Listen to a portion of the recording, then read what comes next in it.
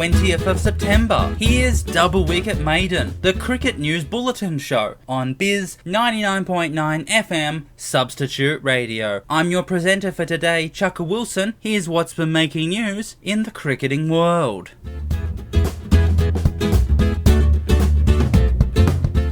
With the Test series over between these two nations, it's now time for England and the West Indies to compete in a 5-game one-day international series. In Game 1, played at Old Trafford, England were able to secure a commanding and comfortable victory. The start of the game had to be delayed because of the wet outfield, and so the match was reduced to 42 overs each. The West Indies won the toss and elected to bat, and completed their allotted 42 overs with a score of 204 for 9. There were periods of good work for them, including a couple of solid partnerships, but at no point did anyone build off a good start to launch into a large score that could give the West Indies a match-winning target. The highest score was Jason Holder with 41 not out. The English bowlers shared around the wickets, with 2 for Chris Woakes, 2 for Adil Rashid, and 3 for Ben Stokes. England were able to chase the runs down comfortably, scoring at nearly 7 runs per over and reaching the target with 11 overs to spare. The star of the run chase, a man-of-the-match winning performance, was Jonny Bairstow, who scored his maiden one-day international century, scoring 100 not out from 97 balls, including 11 boundaries. Bairstow had only been included in the English team because the previous opener, Jason Roy, had performed so badly in the one-day games earlier this summer, scoring just 31 runs from his previous 6 innings, that he got dropped for this series, and Bairstow was brought in as his replacement. Joe Root also contributed with a half-century, and he and Bairstow combined together to make a 125-run partnership. None of the West Indies bowlers were able to demonstrate any capacity for slowing down the English batsmen.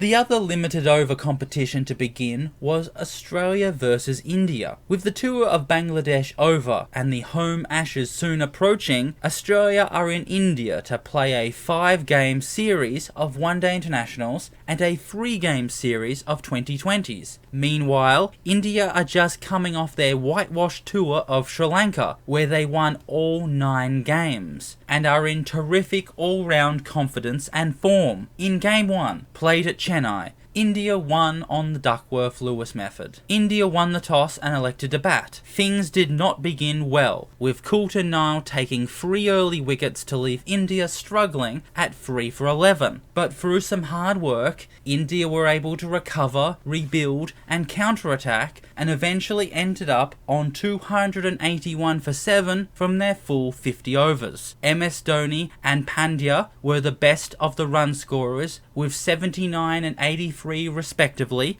and they combined together for a century-run partnership. Apart from Coulter Nile, the other Australian to take multiple wickets was Marcus Stoinis, who took 2 for 54. During the innings break, there was quite a lot of rain, and so when the Australian response finally got underway, their target had been reduced to needing 164 runs from 21 overs. At no point did it look like Australia were going to make that target, and for most of the innings they weren't going anywhere near it. Plus, they kept losing wickets at regular intervals. They ended up at 137 for 9, giving India a 26-run victory. At one point, they were 4 for 35, before Glenn Maxwell and James Faulkner batted on to make the score somewhat more respectable. The 2 major wicket takers for India were Seamer Hardik Pandya, who took 2 for 28, Chinaman Kuldeep Yadav with 2 for 33, and leg spinner Yuzvendra Chahal, who took 3 for 30.